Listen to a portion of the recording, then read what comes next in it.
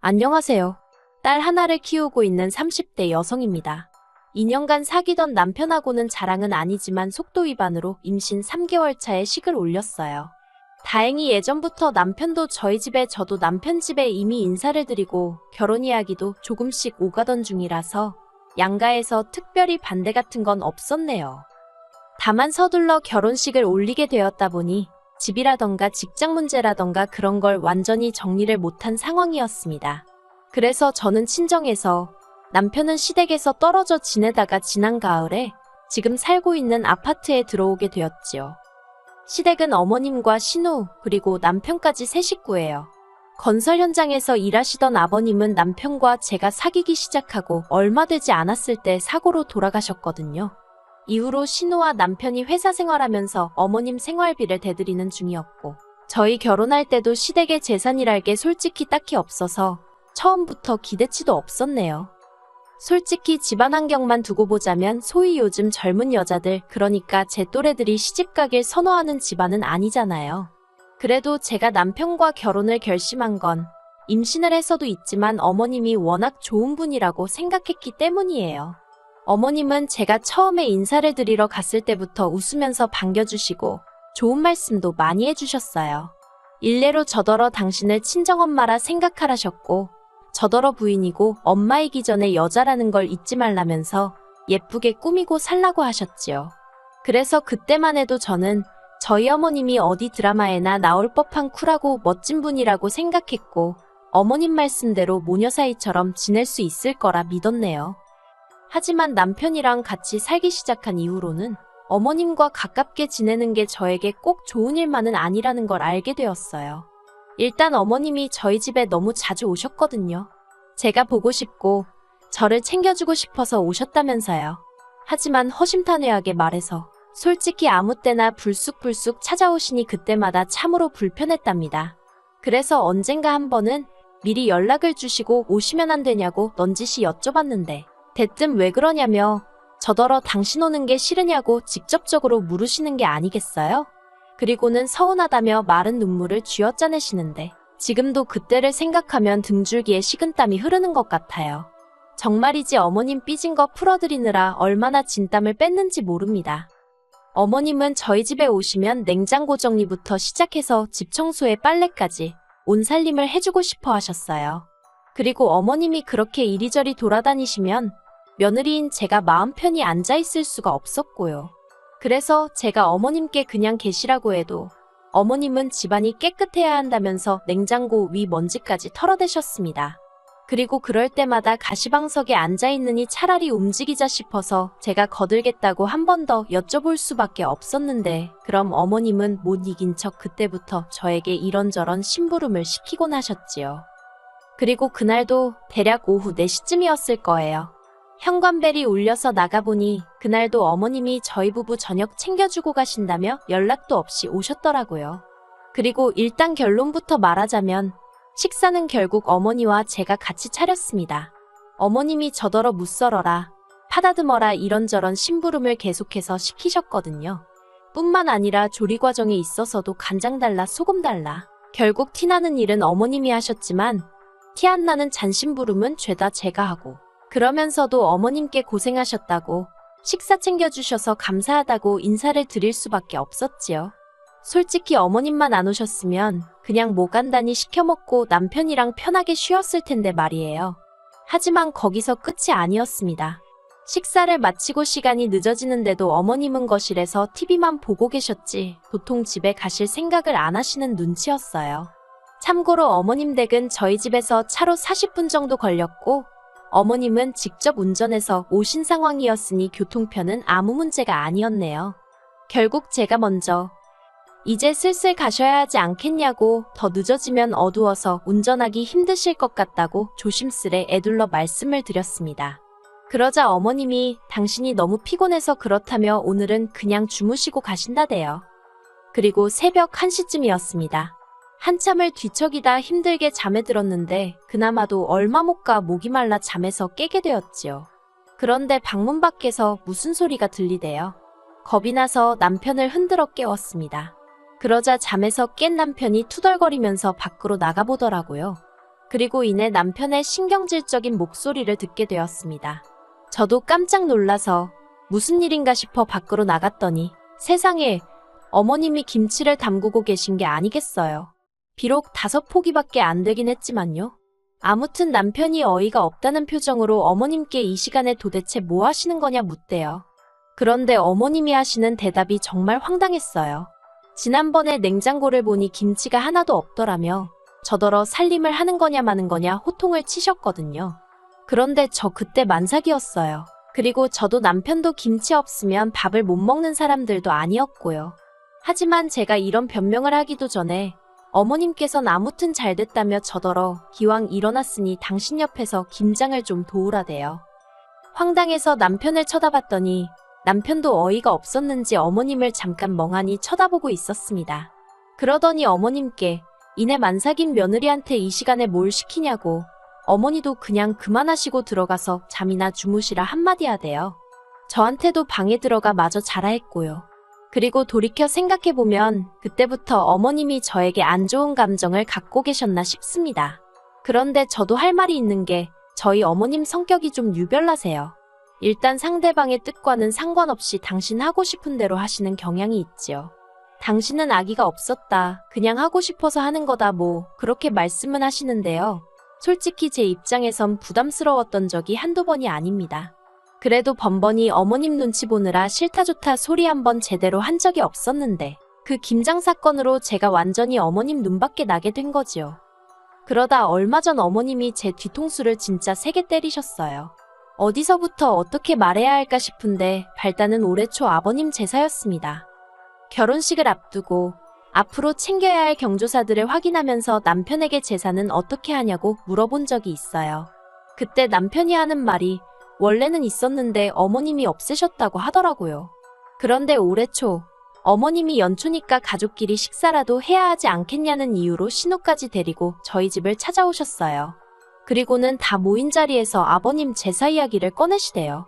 근데 그게 이제 앞으로 제사를 해야겠다. 뭐 그런 게 아니라 정말 말 그대로 대뜸 자식들이라는 게 지혜비 제사 지낼 생각이나 있긴 한 거냐며 한마디로 시작부터 언성을 높이시며 화를 내시더라고요. 특히 저더러 며느리가 돼서는 그런 것도 하나 제대로 챙길 생각을 안 하냐고 타박을 하셨어요. 그러자 남편도 왜 며느리한테 성질이냐면서 어머님한테 지지 않고 할 말을 다 하대요. 정말이지 난장판도 그런 난장판이 따로 없었습니다. 결국 식사는 고사하고 어머님이 신우랑 그대로 다시 집으로 돌아가셨어요.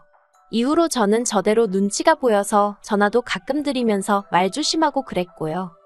그런데 지난달 초에 어머님하고 통화를 하는데 다음 주에 서울 가신다고 하시는 거예요. 보통 저희 집에 오실 땐 너네 집 간다 하지 서울 간다고 안 하시기에 서울 어디 가시냐고 물었습니다. 그러니까 하시는 말씀이 강남 어디 고급주택에서 일하는 사람을 구하더라며 거기 상주도우미로 가기로 하셨다대요. 직업에 귀천은 없다지만 그래도 남의 집 일을 해준다는 게 결코 쉬운 일은 아니잖아요. 그래서 좀 어머님이 안쓰럽게 느껴졌어요. 하지만 이미 드리는 생활비에서 돈을 더 챙겨드릴 상황도 못 되었고 제가 별다른 해결책을 갖고 있는 것도 아닌데 하시라 마시라 할 수가 없더라고요. 그래서 그냥 어머님께서 생각 많이 하시고 결정하셨을 테니 응원한다고 건강 잘 챙기시라고 했네요. 어머님도 알겠다면서 남편에게는 비밀로 해달라 하셨고요. 그런데 그 통화를 하고 한 일주일이나 지났을까. 하루는 퇴근한 남편이 씩씩거리면서 저에게 어머님이 왜 서울에 가신 건지 아냐고 따지고 들대요. 어머님이 비밀로 해달라고 하셨으니까 저는 저대로 약속을 지키기 위해서 잘 모르겠다고 시치미를 뗐고요. 그런데 남편이 눈을 정말 희번덕거리면서 어머님께 다 들었답니다. 그리고는 저더러 어떻게 그럴 수가 있냐는 거예요. 시어머니가 남의 집 식모살이 하러 가는데 어떻게 그걸 안 말릴 수가 있냐고요. 알고 보니까 어머님은 남의 집에 가신 일도 없으셨어요. 그냥 제가 어떻게 나올지 궁금해서 저를 한번 떠보신 거라대요. 그러면서 어머님은 제가 가지 마시라고 잡을 줄 알았는데 그러질 않아서 크게 실망하셨다나요. 뿐만 아니라 남편한테 당신처럼 살림 다 해주고 며느리 모시고 사는 시애미가 어딨냐면서 그런데도 저는 고마운 줄을 모른다고 이제 보니 인성이 덜 된 것 같다고 정말 별의별 소리를 다 하셨더군요. 듣고 있자니 어찌나 억울하던지 도저히 가만히 있을 수가 없었습니다. 그래서 어머님이 한두 살 먹은 어린애도 아니고 결정 다 내리고 진지하게 말씀하시는데 그걸 내가 무슨 수로, 무슨 권리로 이래라 저래라 하겠냐고 따졌어요. 게다가 어머님이 먼저 당신한테 비밀로 해달라고 한 거고 집안일도 내가 언제 해달라고 했냐. 나야말로 어머님이 이래저래 내 살림 들쑤시고 다니면서 나는 나대로 고생시키고 그러면서도 생색내시는 거 불편해 죽겠다고 그간 마음속에 맺힌 말을 마구 쏟아냈지요. 그랬더니 남편도 아차 싶었는지 아니면 뭔가 깨닫기라도 한 건지 어머님이 전화에다 대고 제 욕을 하도 하시니까 자기도 짜증이 나서 순간 욱했다며 미안하다고 한 번만 그냥 넘어가 달라대요. 하지만 어머님의 본색을 알고 나니 마음이 도통 풀리지가 않더라고요. 그래서 친정어머니께 전화를 했어요. 행여 친정어머니가 걱정하실까봐 미주알고주알 말은 안 하고 그냥 어머님이 요새 말을 좀 섭섭하게 하신다며 운을 띄웠지요. 그런데 친정어머니가 기다렸다는 듯이 크게 화를 내시는 거예요. 보통은 오히려 먼저 저더러 그래도 시어머니가 어른이니 이해하란 식으로 말씀하시는 분이신데 말이에요. 그리고 곧이어 그 이유를 알게 되었습니다. 언젠가 어머님이 저희 친정어머니께 전화를 하셨던 모양이에요. 제가 알기론 두 분이 평소에 연락을 주고받는 사이가 아니거든요. 그러니 저희 친정어머니가 꽤 놀라고 당황하셨다고요. 아무튼 어머님께선 그동안 잘 지내셨냐며 운을 띄우시더니 이내 저에 대한 이야기를 하시더랍니다. 집안도 맨날 어지럽혀져 있고 음식 솜씨도 없는 것 같다. 남편 양말 구멍 난 것도 모르더라.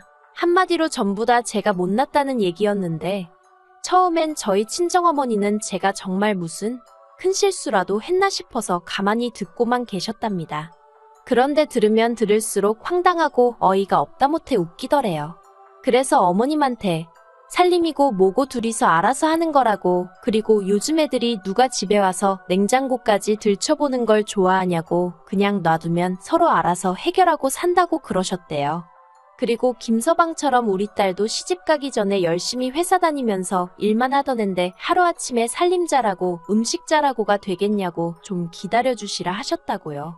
그러자 어머님도 더는 뭐라 하실 말씀이 없으셨는지 저희 친정어머니더러 며느리가 누굴 닮았나 했더니 사부인을 쏙 빼닮은 모양이라고 하시면서 전화를 끊으시더랍니다.